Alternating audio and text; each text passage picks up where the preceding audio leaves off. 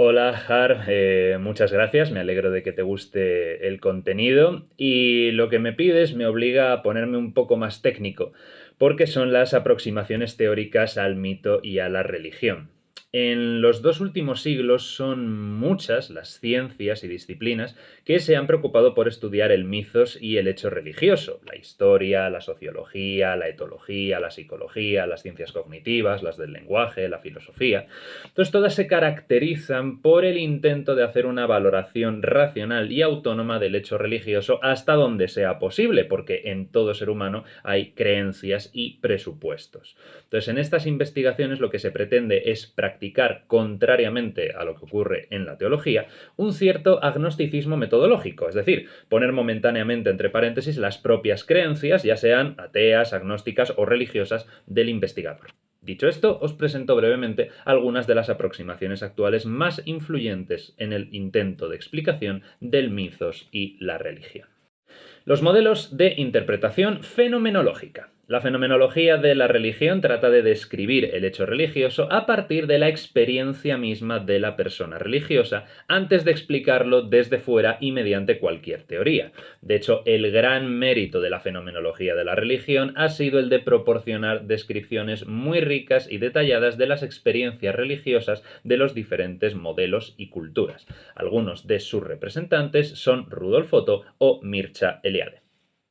Los modelos de investigación analítica, desarrollados por lógicos y filósofos del lenguaje como Anthony Flew o Ludwig Wittgenstein.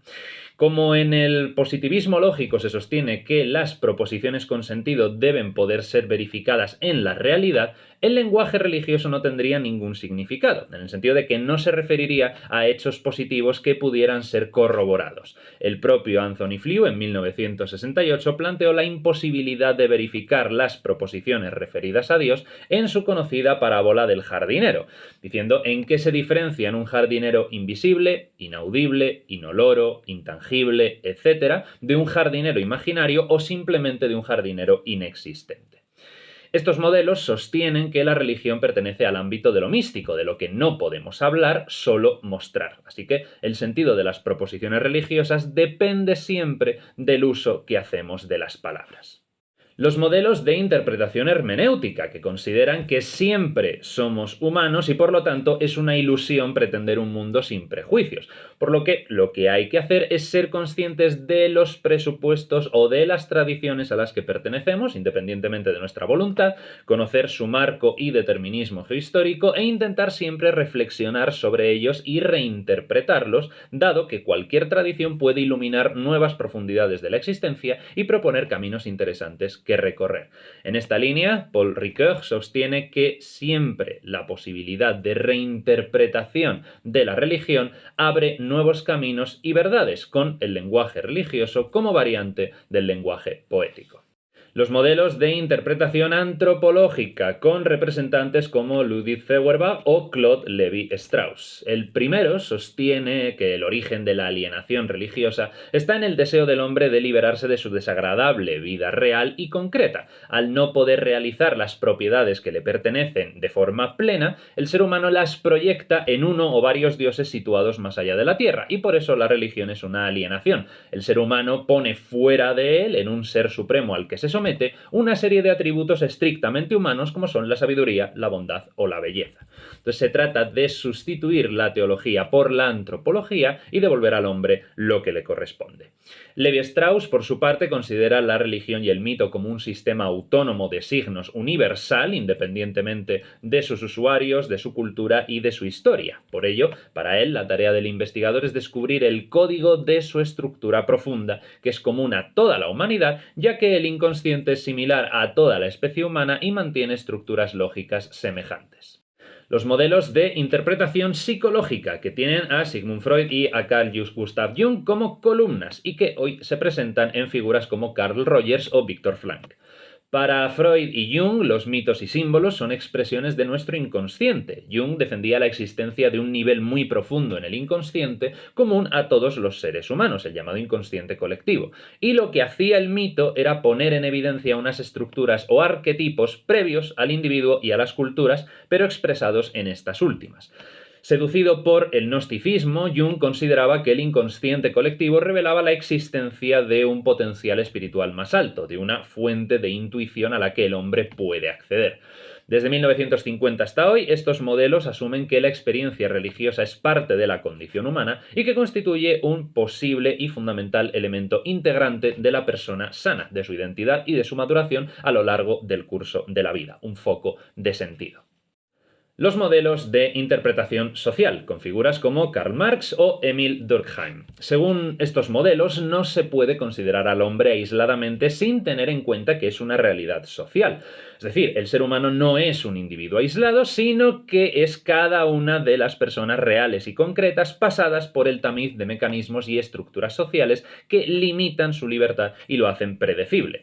Según Marx, hay que estudiar la religión como alienación social, no individual, porque como hay una sociedad dividida en clases, hay una religión. Ya grabé un vídeo explicando el sentido de la frase "la religión es el opio del pueblo", así que no me voy a extender más. Por su parte, Durkheim es uno de los pioneros de la sociología y el estudio sociológico de la religión y considera que la sociedad es una conciencia colectiva, una suerte de realidad supraindividual que se impone a los individuos y los conforma como tales. Por ello, la religión se identificaría con las leyes sociales. No es que la religión sea un reflejo del orden social, como sostenía Marx, sino que es el ente social mismo y por ello es permanente. A veces será sustituida por religiones secularizadas, como por ejemplo buena parte de los nacionalismos, pero su función será la misma, la de vincular a los individuos entre ellos. Y los modelos de interpretación filosófica con Friedrich Nietzsche o la Escuela de Frankfurt, que se formulan desde una determinada cosmovisión o teoría de la realidad. Las que han marcado la posmodernidad son la crítica de los lugares comunes de la modernidad, como la razón o la idea de progreso, entre otros, y el fin de los grandes relatos. Para Nietzsche, las religiones, sobre todo el budismo y el cristianismo, que encarnan el ideal ascético, son la destilación más refinada del resentimiento contra la vida, de la inversión de los valores que potencian una sana vitalidad, el poder creativo y el gozo de vivir. Por lo tanto, para él, las religiones no serían más que una forma mezquina de vivir. Por otra parte, para la Escuela de Frankfurt, con autores como Ernst Bloch o Jürgen Habermas, lo importante es rescatar lo más valioso de la Ilustración, que es su espíritu crítico, y la transformación social en beneficio de la humanidad. Por ello, defienden la esperanza y la utopía histórica sin desembocar en la trascendencia después de la muerte, manteniendo la esperanza contra toda esperanza y la lucha contra la injusticia. Entonces, el rechazo que generan sobre las religiones tradicionales no implica ni supone su desaparición, sino la recuperación de algunos de sus aspectos más valiosos.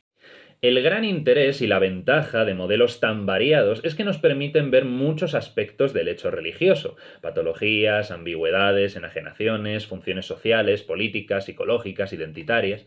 Pero existe el peligro de convertir una explicación parcial, en la que todas las aproximaciones pueden tener mucha razón, en una explicación absoluta y última del hecho religioso, ya que cuando la razón descansa en un fundamento o explicación del hecho religioso, nunca puede estar segura de que ese fundamento sea el único posible y de que no se pueda seguir cavando. Por lo tanto, ninguna teoría ni ninguna explicación pueden pretender la exclusividad ni ser definitivas.